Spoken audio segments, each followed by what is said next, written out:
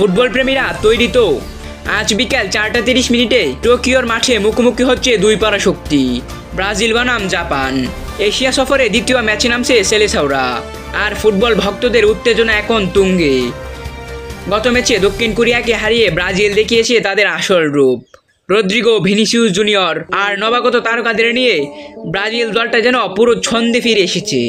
কিছুদিন আগে আনচেলত্তির অধীনে নতুনভাবে সাজানো হয়েছে ব্রাজিল দল।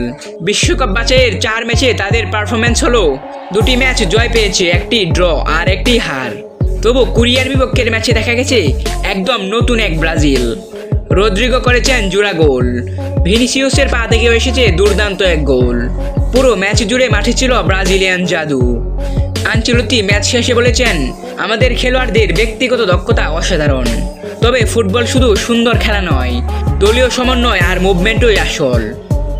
তিনি আরও জানিয়েছেন 2027 সালের মধ্যে তরুণদের নিয়ে নতুন এক ব্রাজিল গড়ে তোলাই তার লক্ষ্য। আর জাপানের বিপক্ষে সেই মনোভাব নিয়ে মাঠে নামছে সেলেসাওরা।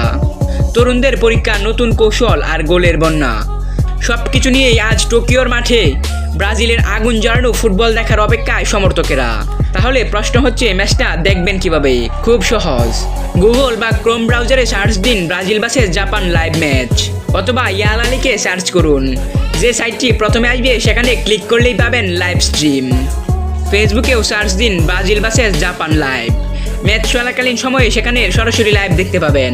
তাই বিকেল 4:30 তৈরি থাকুন, কারণ টোকিওর মাঠে আজ শুরু হচ্ছে আগুন ঝরানো এক ফুটবল। সো দেখা হচ্ছে পরের ভিডিওতে।